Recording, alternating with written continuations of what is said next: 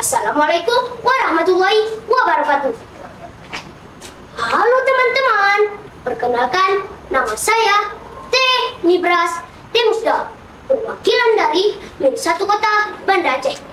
Kali ini saya akan membawakan sebuah cerita yang berjudul Cut Nyak Di. Begini ceritanya. Hahaha. Ayo, bakar masjid itu orang Aceh punya. Masjid ini dijadikan markas para pejuang-pejuang Aceh. Hahaha. Cepat bakar. Mendengar berita tentang dibakarnya Masjid Raya Baitur Rahman oleh pasukan Belanda membuat Cut Nyak Di sangat lega.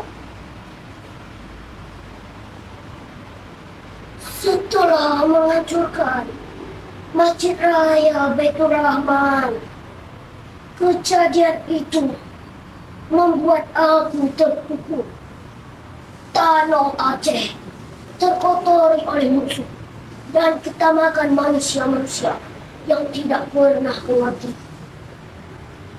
betapa cinta kita ke tanah Nagro Aceh. Lihatlah wahai orang-orang Aceh, tempat ibadah kita dirusak. Mereka telah mencoreng nama Allah. Sampai kapan kita begini?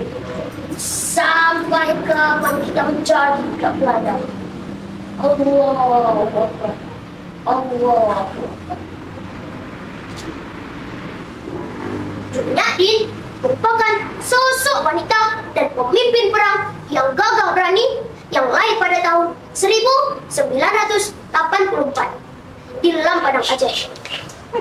Cut Nyak Di merupakan tokoh yang memegang peranan dalam perjuangan Aceh. Ia menjadi garda terdepan dalam perang melawan Belanda. Cut Nyak Di pernah dipersunting oleh Teguh Ibrahim Langa dan Teguh Umar yang merupakan pejuang Aceh yang gugur di medan pertempuran melawan Belanda. Cut Nyak Di bersama pasukannya terus berjuang dan mengusir penjajah Belanda tanpa mengenal kata menyerah. Dia selalu membangkitkan semangat pasukannya dan selalu berada di barisan paling depan. Cut Nyak Di sangat pandai dalam menyusun strategi dan taktik peperangan teman-teman, sehingga pasukan Belanda selalu kalah jika berhadapan dengan pasukannya. Serbu, serang, Allahu Akbar. Cut Nyak Di bersama pasukannya terus bergerilya. Namun karena keterbatasan usianya yang sudah tua dan penyakitnya semakin parah membuatnya lemah. Salah seorang pasukannya yang bernama Panglaut merasa iba kepada Cut Nyak Di. Cut Nyak, kita sudah mulai terkepung. Pasukan kita sudah mulai terdesak dan terjepit. Apalagi kita sudah kekurangan pangan, serta kondisi Cut Nyak sudah tidak mungkin lagi. Alangkah sebaiknya Cut Nyak menyerah agar penyakit Cut Nyak segera diobati. Panglaut,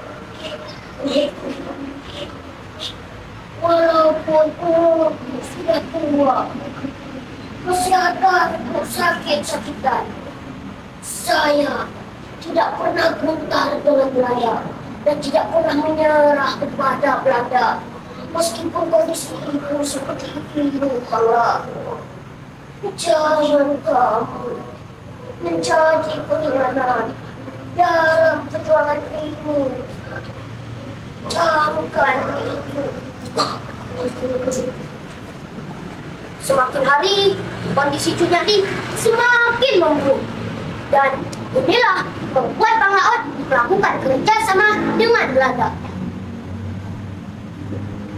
Jenderal, saya datang kemari bukan ingin meminta pengampunan kepada Belanda, tetapi saya kasihan melihat pemimpin kami Cut Nyak yang sakit-sakitan. Saya akan memberitahu tempat keberadaan Cuk Nyak. Namun, jika pemimpin kami sudah di tangan kalian, saya minta lakukan Cuk Nyak sebagaimana layaknya seorang pemimpin. Dan jangan pernah pisahkan Cuk Nyak dengan Nangrok dan rakyat Aceh. Saya harap Jenderal bisa memegang janji ini. I akan menemui perusahaan Panglaut. Akan kami jaga Cuk Nyak Din dengan baik. You pegang janji I. Pertemuan Panglaut dengan Belanda diketahui oleh salah seorang pasukan Cuk Nyak Din dan segera menyampaikan kabar tersebut kepada sang pemimpin.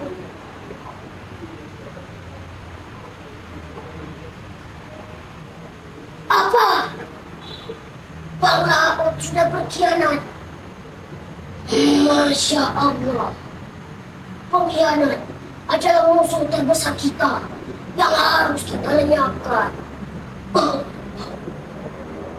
Saya tidak mau di antara kalian yang mengikuti Panglaut sebagai cumi dalam daging. La ilaha illallah. La ilaha illallah.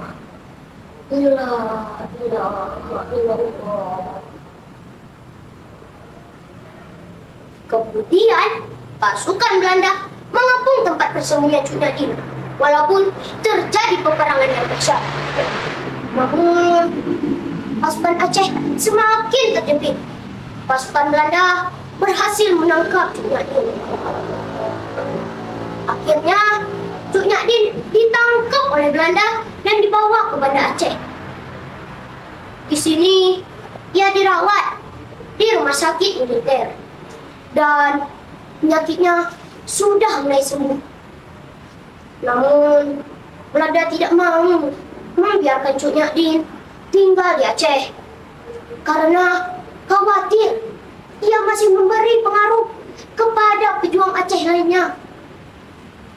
Maka Cuk Nyak Din diasingkan ke Sumedang sampai akhir hayatnya.